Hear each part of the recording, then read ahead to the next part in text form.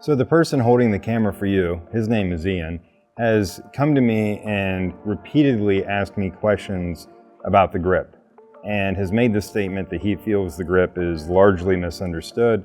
And even though we've covered that in some videos before, I think it's worth maybe talking about in a slightly different way. And I think where we tend to struggle a little bit is we tend to get very focused on what the hands are doing. But what we're going to do in this video is we're going to take a look at how the hands are actually the end of the arm and how the arms actually contribute to the golf swing. And we're just going to slow things down just a beat. We're going to leave the body alone for this video and just kind of talk about how our arms load and unload and how we create force and pressure onto the golf club and golf ball. So make sure you stay tuned because you're not going to want to miss this.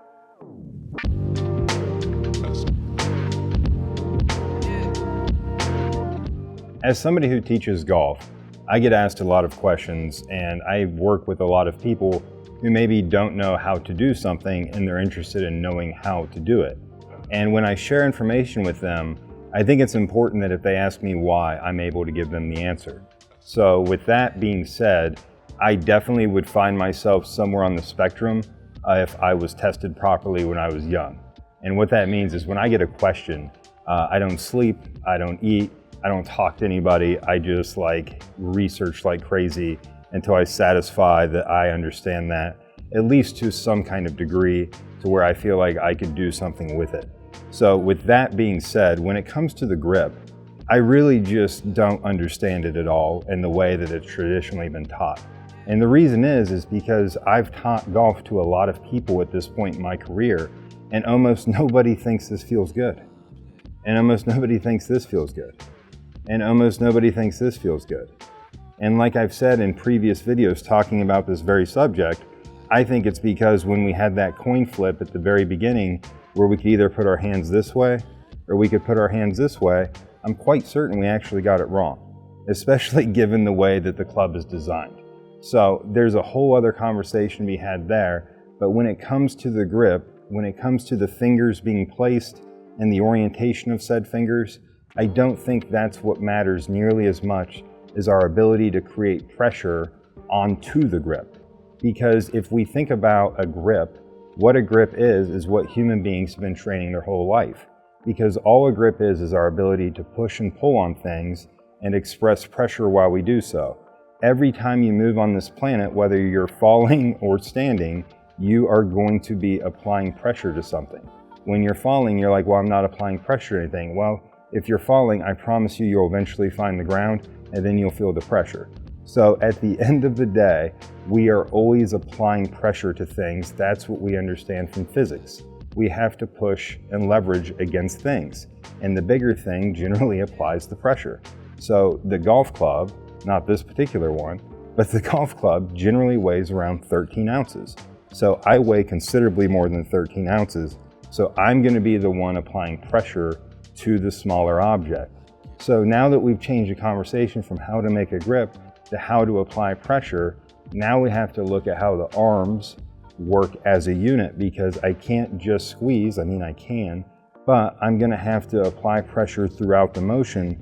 So my arms are going to have to be able to move while I'm applying pressure.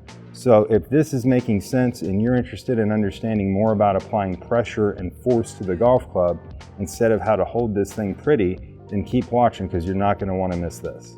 So Ian, the cameraman that asked this question in the first place, is a high-speed kind of guy. He really makes a lot of speed, and he did that prior to me even meeting him. Now, he makes maybe a little more speed now. Not so sure about that one. I would say he probably does, but he definitely hits it a lot straighter. And when you're a high-speed guy, straight is a premium, because when you hit it far, you just kind of take that for granted, and you really want to hit it straight. Now, why are we talking about Ian hitting it straight and hitting it far when we're supposed to be talking about what's going on at the grip level? Well, here's why. Ian, unfortunately, like most golfers, was set up in a position to fail when I first met him. And what I mean by that is Ian was setting up, and he would literally have his right hand way underneath the grip like this, okay? And what we can't see here, because I'm wearing long sleeves, is that my elbow, the tip of it, the backside here, the part that hurts when you hit it on things, is actually pointed backwards behind me. So now anytime I go to use my right hand in the golf swing, my elbow just goes immediately behind me. And if my elbow is moving behind me, then my right shoulder is externally rotating. If I move this way, my face is shut, my right shoulder is externally rotated, and when I go to turn and go up, I wind up with a really laid off golf swing. The club is behind me, and now that my right shoulder is externally rotated, the only thing I can do is throw the golf club and shove. And now I'm over the top. And now we know that that's not going to work very good for most golfers. And the problem is when you're a high-speed player like Ian, you don't have time to get it back on plane and then shallow it again. Because once you put it into motion, it tends to want to stay in motion. So I've already got tons of out that are going to happen in the downswing. When I get to the top, the minute I go to turn my body, the club head's going to want to go out and away from me. So there's plenty of out. So if I'm adding out early, now all of a sudden the only thing that's going to happen is it's going to keep going that way unless I lay down my right side and lean back. And now I've created a lot of ground force issues, and I've created a lot of delivery issues because I can't release the golf club because of low point. So getting this right arm in the correct position to start with is hugely important. So let's talk about the right arm and understand why when we get set up this way, yeah, I can square the face real fast, but I also shut the face real fast. And I don't want to be shutting this club face as fast as humanly possible near or at the ball. I want to try to create a situation where I can keep the face nice and square for a long period of time, because that's going to allow a high-speed guy like Ian to have a miss that's functional.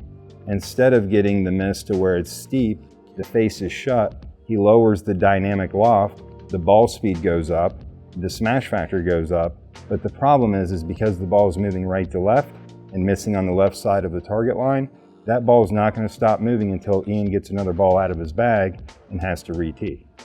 So I just took a drink of water and Ian said, so for the next part, how do I not be a dumbass? So I kind of like that segue into this. So we're going to talk about how to set ourselves up for success instead of, as Ian would say, setting ourselves up for that dumbass moment. So here we go with how we actually want to try to combat this. And here's how the trail arm works a little bit. So I'm sorry for the anatomy lesson, but this is how things kind of have to work for us to create a pressure. So here's why this is so vastly important. If I take my right arm, okay, and I externally rotate my shoulder, okay, so my shoulder is externally rotated, meaning that it's rotating away from me like that. Okay, if I was to put my hand against a wall and try to push, I can't really do anything. But I could fall onto it and feel like I'm pushing into the wall because I am. I'm holding my body away from the wall through my hand and arm. But this would be a fall and a push. I want to create a press.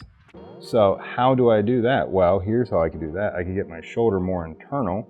So now the ball within the socket is turned more towards me. And now I can press really hard against something that's imaginary because I can now use my arm to load and create pressure and force out through my fingers. And that's what we're trying to do. So for my friends out there in the kinematic community who talk about joint contribution, that's the joint contribution, is how do we create the ability to create pressure through the hands onto another object. So long story short, the golf club cannot move itself. It is an inanimate object. Therefore, it cannot push back against you. Therefore, you have to do something to it. It is not going to do anything to you.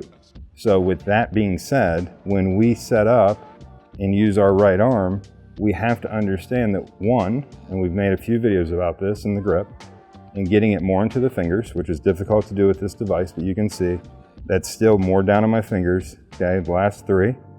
I don't have the forefinger, I don't have the thumb, just the three fingers.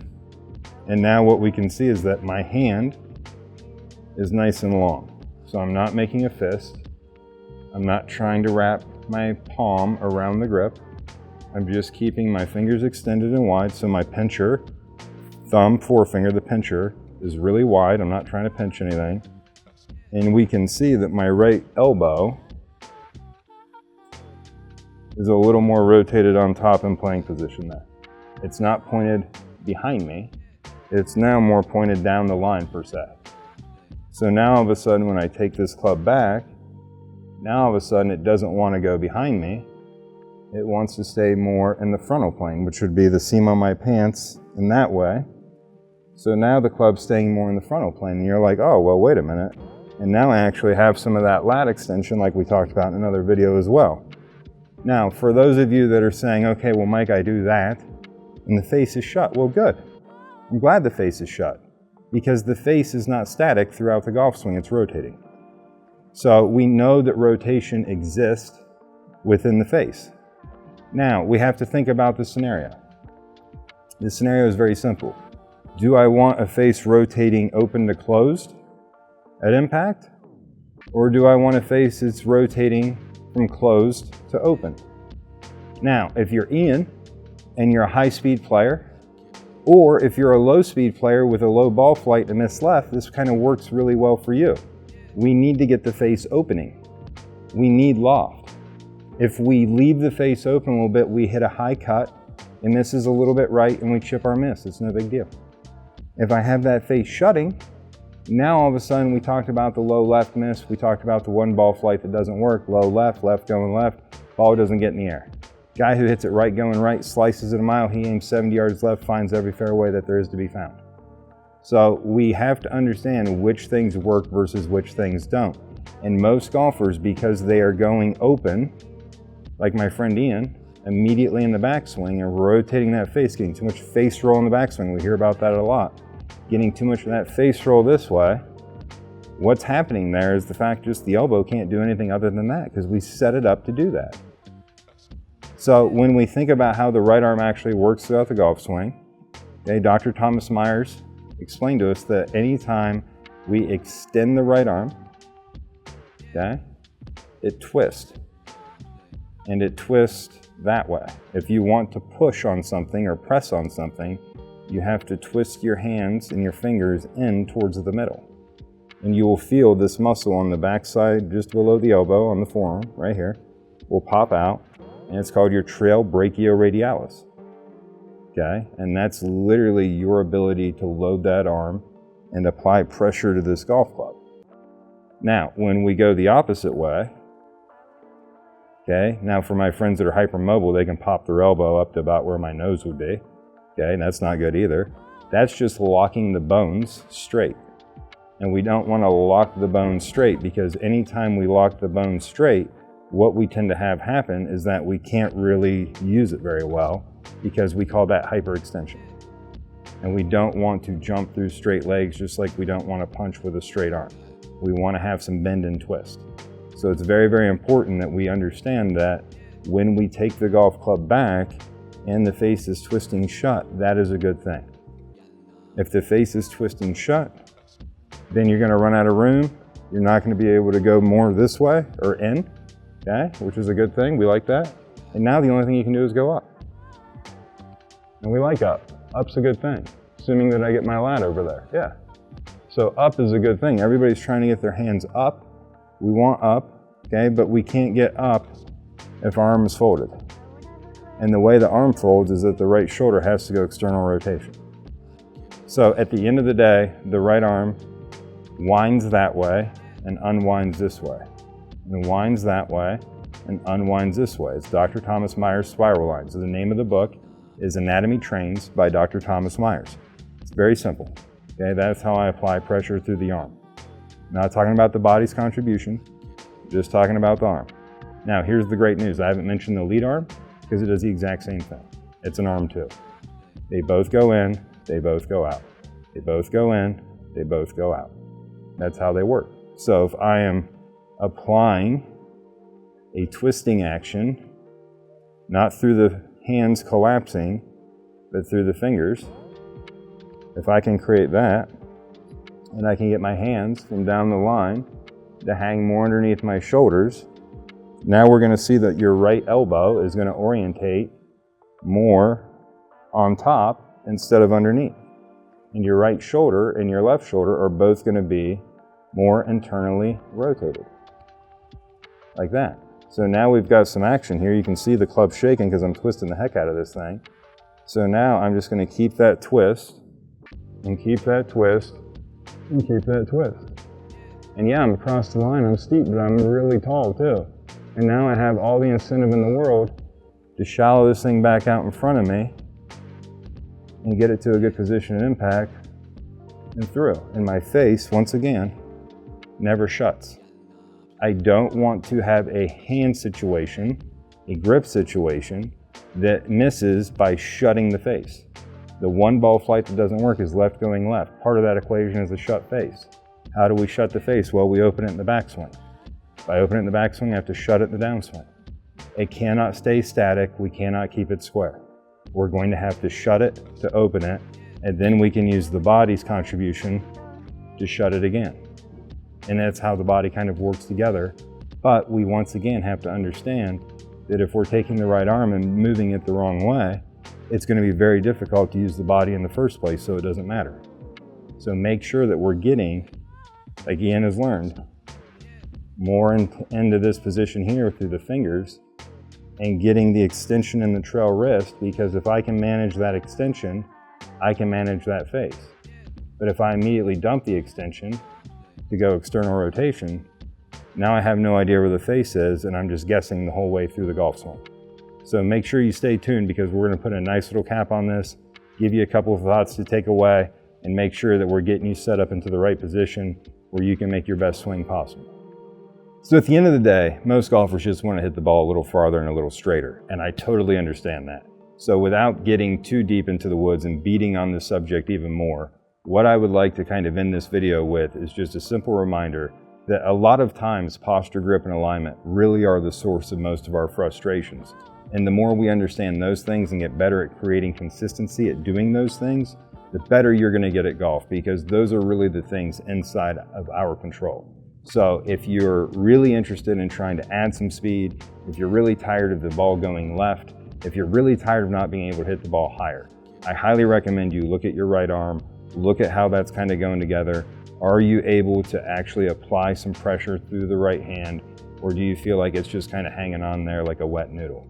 And that's really going to be a lot of help for a lot of golfers, especially this time of year with the speed training, where we see golfers just really getting that thing pinned inside, trying to make a fast golf swing and getting worn out. So thanks so much. If you haven't already, please make sure to hit that subscribe button. That helps us a ton. You can also leave us comments in the comment section. We're always happy to reach out to you there as well. And at the end of the day, please make sure you stick around, because we're going to keep making content just like this. And even though it seems like we're really into the weeds, we're really just trying to help people better understand posture, grip, alignment, and the things that are going to help people play the best golf. So thanks so much, and until next time, keep grinding.